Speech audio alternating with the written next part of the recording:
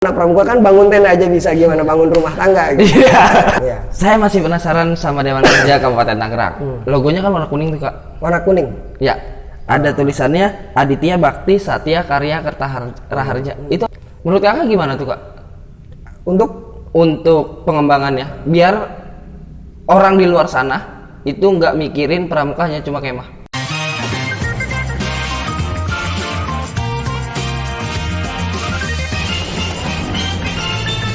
Ini mohon maaf banget nih, Kak, saya agak lancang karena tadi agak lumayan nusuk ke hati saya. Begitu mulia tugasnya DKC itu biasanya yang dikeluhkan apa, Kak? Kalau untuk di Dewan Ambalan atau Dewan Kerja yang paling sering dikeluhkan, atau pembinaannya kah atau gimana? Oh, satu ya, minimnya minat pramuka penegak Pandega. Itu yang paling sering? Paling sering ya. Terus yang kedua ya nggak pernah sinkron sama pembinanya. Ya, yang ketiga konsep kegiatan yang menjenuhkan. Itu yang sering kami kaji juga di internal DKC. Ya, saya pikir memang perlu ada inovasi. Apapun bentuk kegiatannya harus punya inovasi. Apapun bentuk organisasinya, inovasi itu penting gitu. Biar kita tidak layu. Ya, cuman ya lagi-lagi karena kita kekurangan gitu. Ya, pembina-pembina yang sudah mahir. Ya, karena mahir pembina itu sudah harus ikut namanya kursus. Karena di tingkat penegak ini ya agak sedikit minim, hingga akhirnya pembinaan pramuka penegak itu juga tidak sebanyak.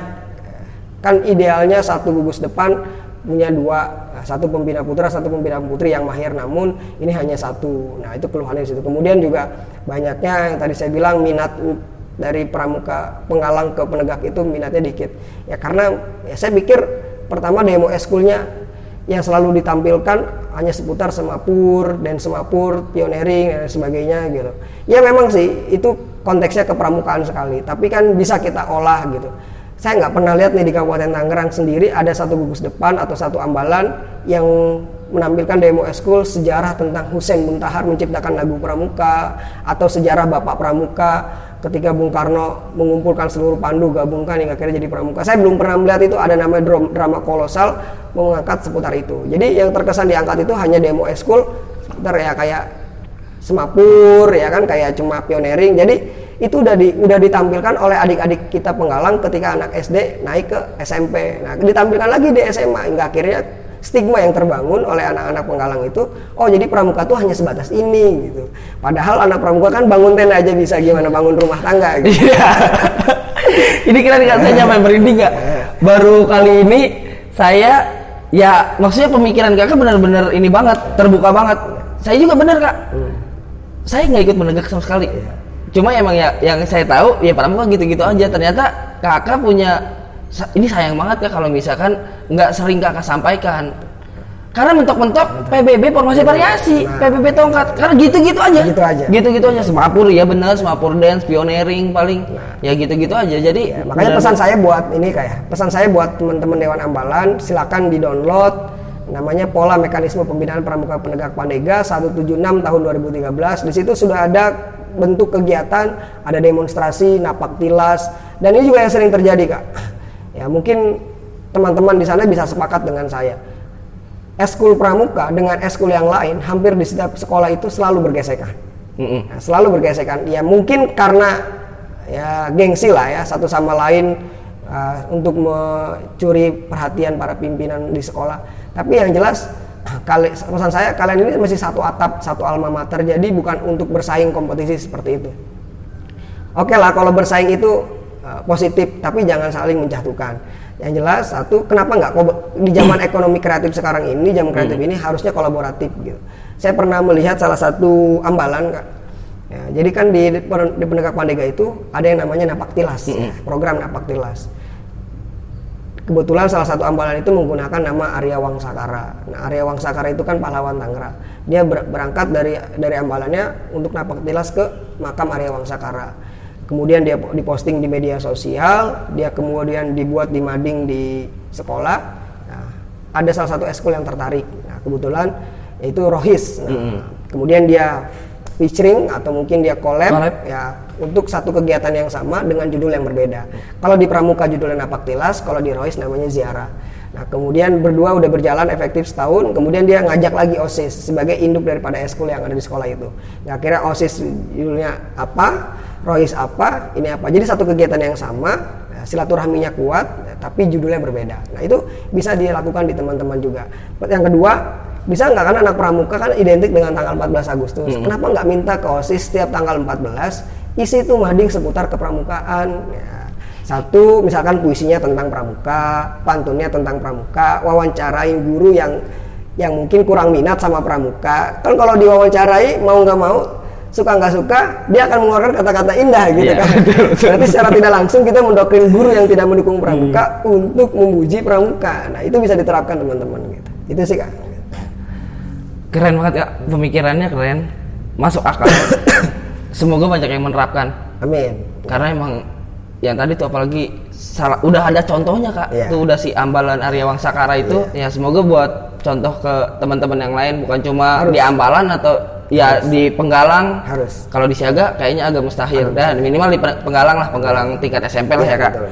Bisa kolaborasi dengan ekskul-ekskul lain, nggak bentrok terus. Ini Kak, saya dari Penggalang. Dari Penggalang tuh saya sering nanya, Siaga itu sendiri, Penggalang itu sendiri, Penegak juga sendiri, kata Badan Powell. Jadi Badan Powell tuh cuma merumuskan 3 gerakan pramuka, 3 kepanduan, Siaga, Penggalang, Penegak.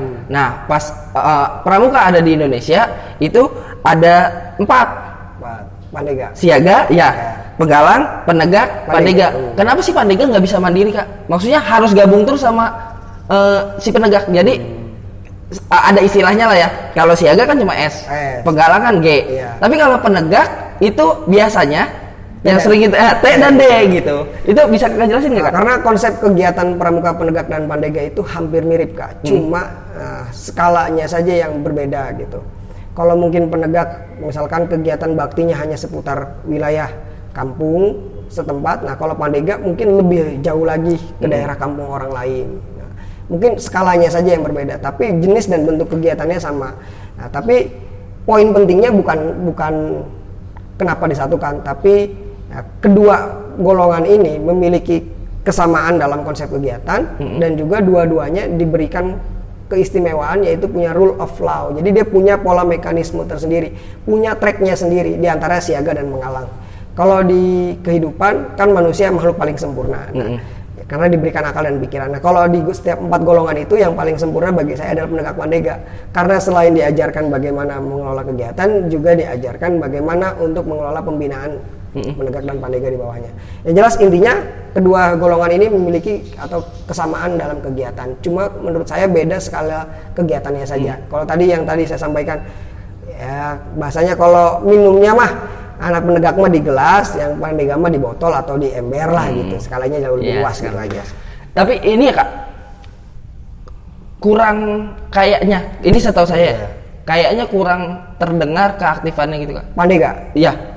Betul nggak sih Kak? Ya, sebenarnya bukan kurang terdengar sih, memang tidak terdengar. Oh memang tidak terdengar. Iya karena di kabupaten sendiri kita nggak ada perguruan tinggi yang memiliki gugus depan Racana. Kita nggak ada itu di Kabupaten Tangerang sendiri. Nah maka dari itu kami Kuarcap belum lama ini 2017 yang lalu sudah membentuk namanya Racana Teritorial yang berisikan anggota-anggota pramuka Pandega yang usianya sudah melewati daripada 20 tahun, masih aktif di pramuka, nah bisa gabung di sini.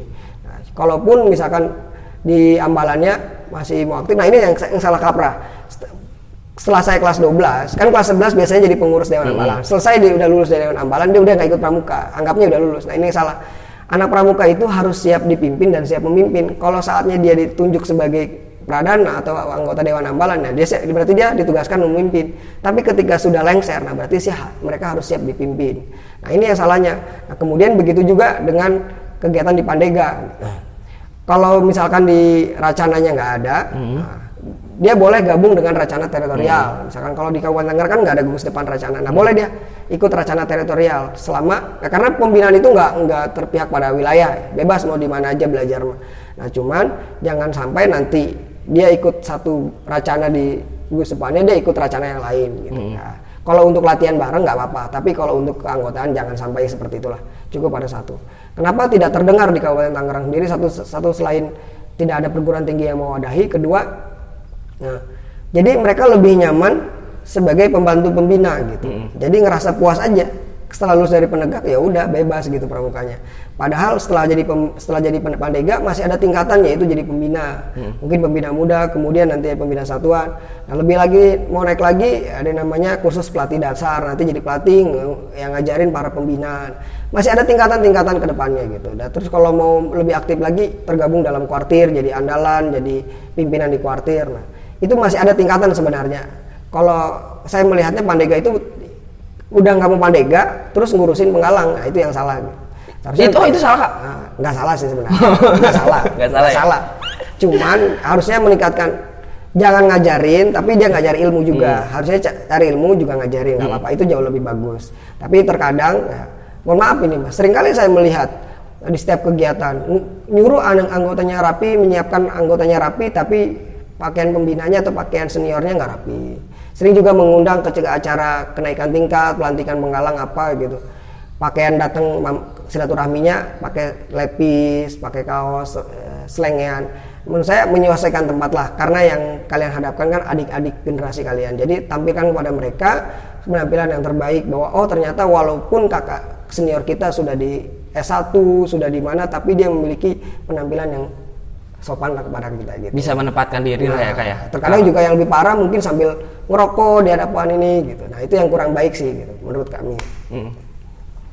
Itu Kak, ini keren banget. Ternyata banyak banget yang bisa digali Kak. Kayaknya ini harus 3 hari kayaknya. Jadi emang banyak banget. Yang pertama tadi Kakak ya ngejelasin detail tentang si pandega. Cuma saya masih penasaran. Kuartir cabang Kabupaten Tangerang itu sudah pernah negosiasi mungkin kali ya, kalau kayak ke perguruan tinggi gitu minta ayo perguruan tinggi adain racana atau gimana gitu kan.